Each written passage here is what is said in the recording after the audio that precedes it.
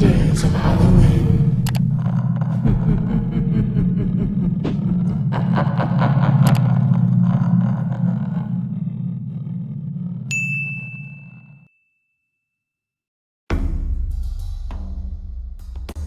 Sometimes your life can take an unexpected turn in the blink of an eye, and for these people, it did exactly that. The following stories are from people recounting their scariest memories and moments that have happened to them. Enjoy.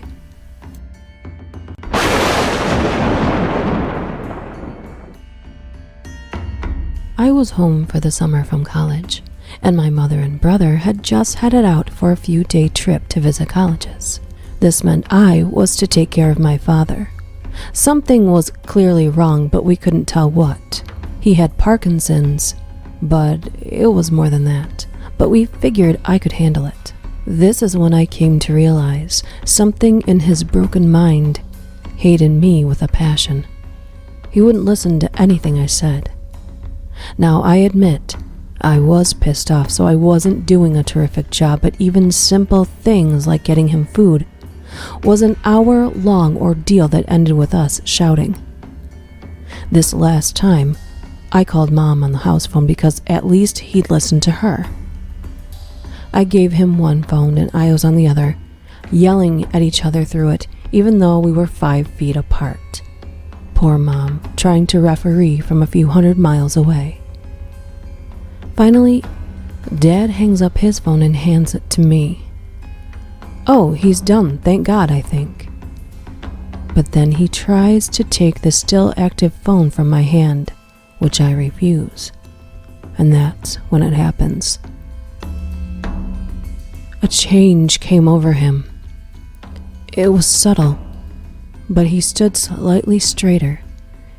It was like for a moment, someone else was in his body. He stared at me, and in the most calm, cold voice I have ever heard, "I'm going to kill you."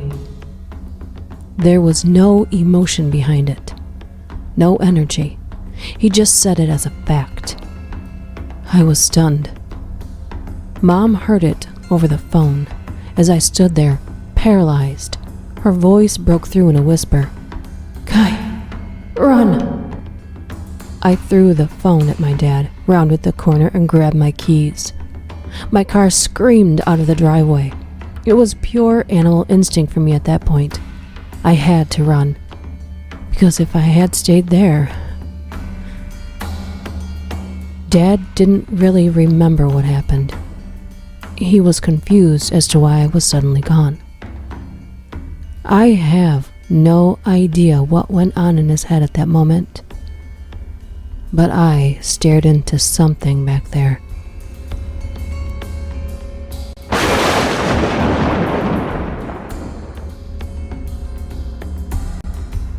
I was working at a crematory/funeral home, and I just picked up the body of a girl my age from the county coroner's office and was going through the check-in procedure.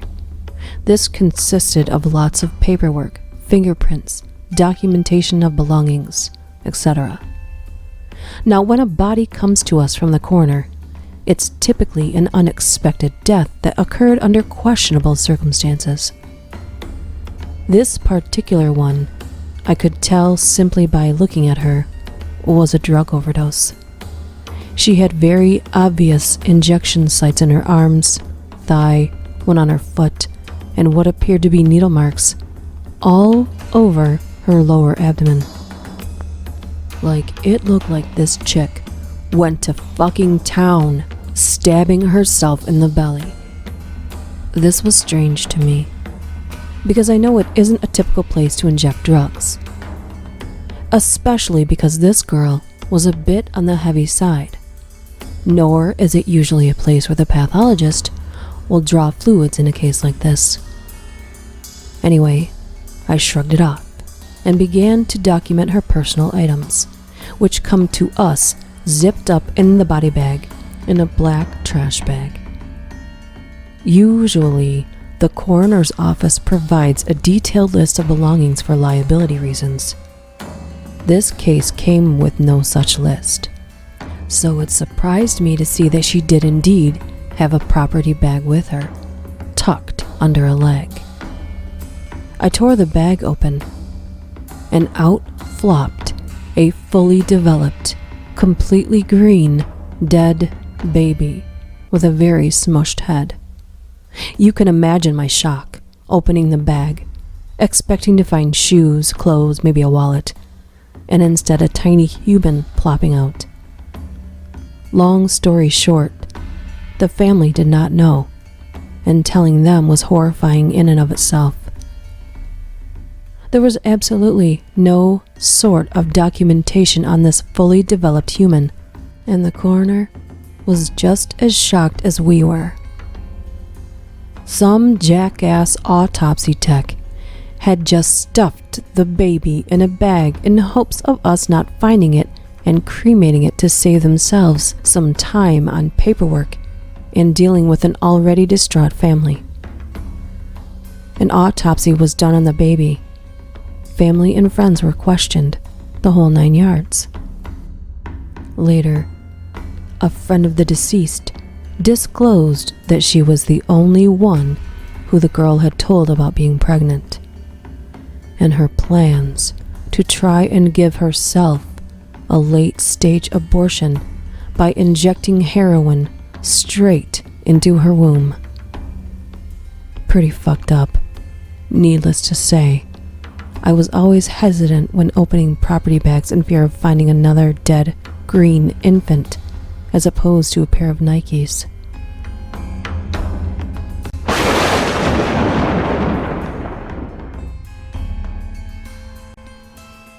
When my friend's dad was around 17, he decided to go camping with about 8 or so of his friends. This took place in the Wisconsin forest. When they got to the site, they decided to split up to collect firewood in groups of 2 and meet back at the site in around 20 minutes. One group wasn't back right away, and since they were a couple, they just assumed they were fornicating in some bushes and cracked a couple jokes about it. After around an hour, they decided they should probably go look for them and headed off to search in the area they had been collecting wood. They saw, behind a bush, part of the girl's bloody shirt, and the man's shoes were lying scattered around the scene. They quickly rushed back to their car so they could drive to the park ranger's office, which was about 5 miles away, so they could report the incident. However, they found that their gas had been siphoned, so they had no choice but to walk. On their walk back to the office, they saw a semi pass by with one driver and 2 faces pressed up against the window, which they believe were their friends begging for help. The 2 friends were reported missing and have never been found to this day.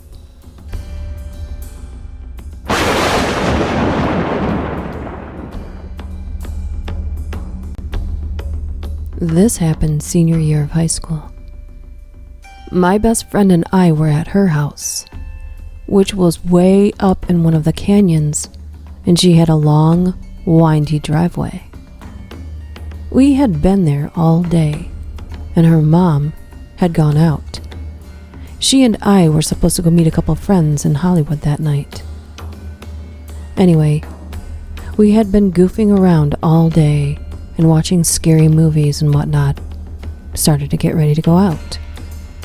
Her bathroom had one of those his-her double sink deals, so she was near one. I was at the other. All of a sudden, I got the creepiest feeling. All of the hair on my arms stood up, and I had this sudden feeling of panic. To this day, it is the most terrified I have ever been. I was putting on eyeliner when it happened, and I caught her eye in the mirror and said, "We need to leave, right now." I thought she would be like, "What? You're being ridiculous." But instead she said, "I know. My blood ran cold when she said it. We left so quickly that we just grabbed what was in front of us. We booked it out of her house and down the driveway, which we weren't supposed to do because her mother had just had it repaved and her car was parked down on the street. We rounded the curve in the driveway, and there was an SUV parked dead center in the middle of the street without its lights on. Suddenly, the lights turned on full blast, and the SUV blared its horn and took off. We scrambled the rest of the way down, totally ruining the new pavement. We were getting into her car and calling the police when her mom pulled up right behind us. To this day, I do not know if it was a robber, but the fact that she and I both got the same sense of dread at the exact same time creeps me out to no end.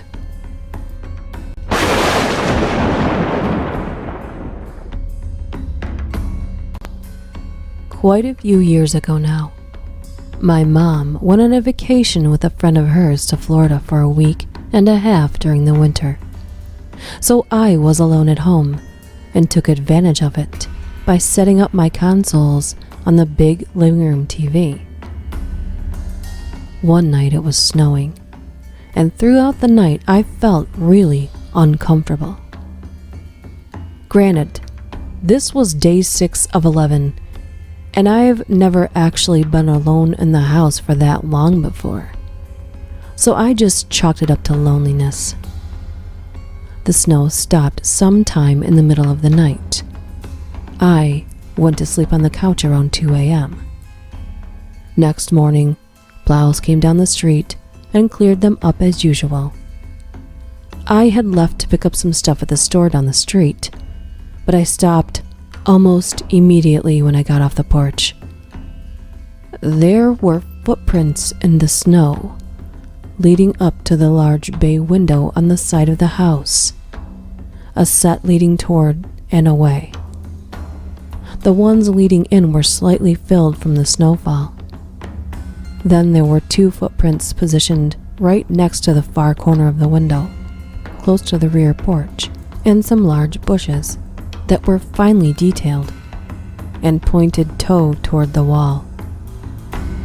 Someone had been standing outside the window for a while, staring into my house, and didn't leave until the snow stopped.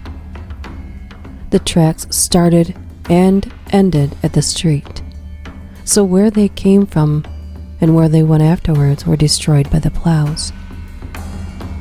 I have since bought large tinted sheets to cover said window, hung thick, dark curtains, and rearranged furniture to cover the entire bottom third of the entire window length. Fuck that shit ever again. I'm a 31-year-old man, and the idea of someone just staring into my house through the windows gives me the kind of anxious horror I felt when I almost fell off a 15-foot cliff. I can't even sit by windows at night without fully closing curtains.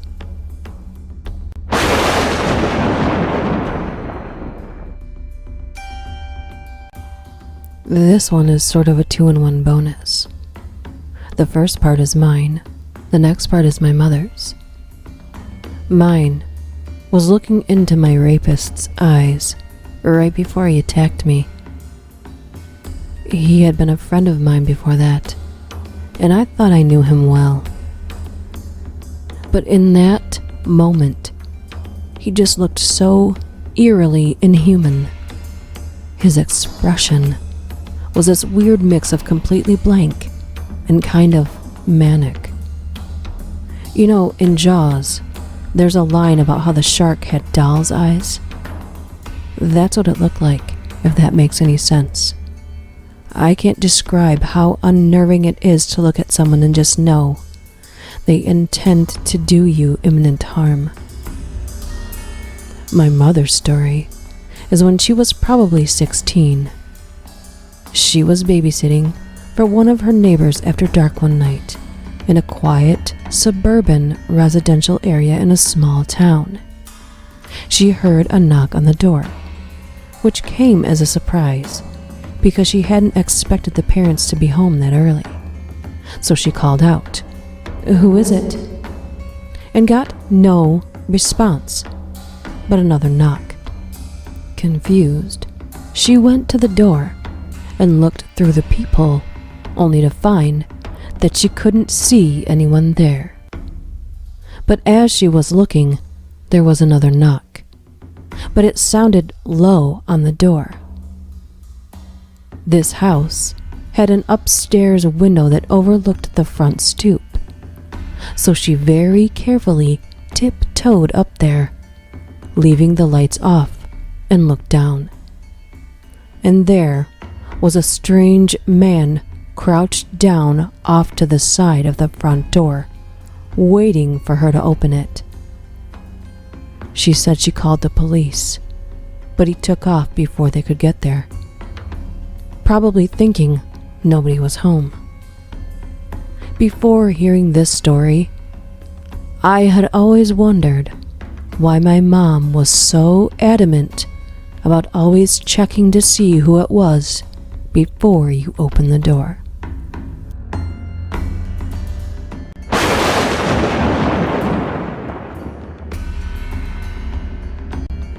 I was in Vegas with my brother.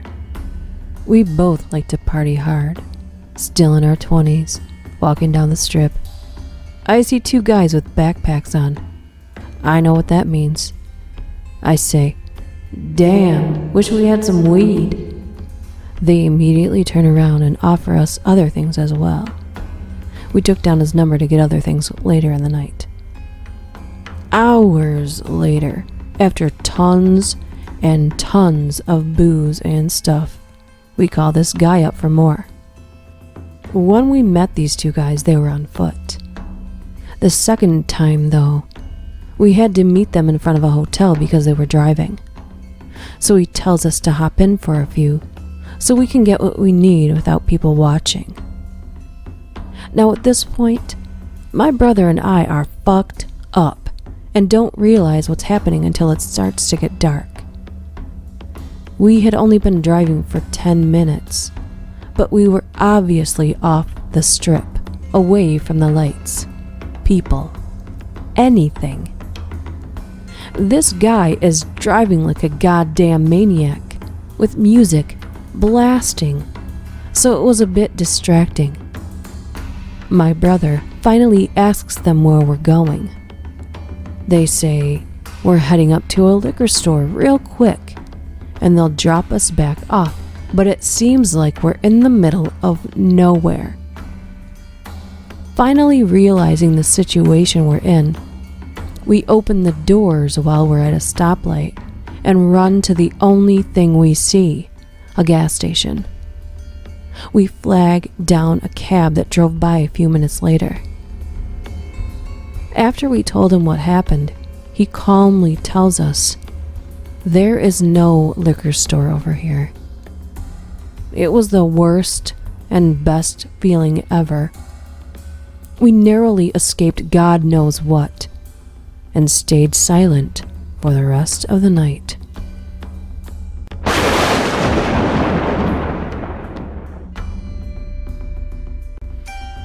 When I was young enough to still be in a crib, my room and my parents' room were mirror images separated by a wall. When I got older, I moved upstairs, and the wall was knocked down to make a true master bedroom. My dress clothes were stored in the closet that had been my room. For some reason, every time I used to go in there looking for something, my heart would start racing, and I would get really scared for no reason and run out of there as quickly as I could. When I tried to think and figure out what made me feel this way, I would get this image of my head being in the dark, staring at the closet, and fire dancing around the room. One time, my mother noticed how anxious I was coming out of her room and asked me what was wrong. When I told her, the color ran from her face, and she asked me, "You remember?" I didn't know what she was talking about, so she explained. While I was still in the crib, I used to wake my parents crying just about every night, telling them that there was a man in the closet and he wanted us to leave. After this had been going on for weeks and weeks, she started asking me questions about him. When she asked me who the man was, I told her, "Bill." That freaked her the fuck out. Before we moved in, the house had belonged to her great Uncle Bill. When he was elderly, he had a live-in assistant, who it turns out was actually a burglar who was robbing the houses in the neighborhood. I guess Bill started to figure it out, because eventually the guy tied him to the bed, robbed the house, and set the house on fire before running out. He eventually got caught, but Bill burned to death. After learning the name, my mom said she basically said out loud, "Uncle Bill, it's me. We live here now. This is my son, and you're scaring him. We're going to take good care of your house, so please leave us be." After that, I slept through the night with no problem, and that was the last we heard of the man in the closet.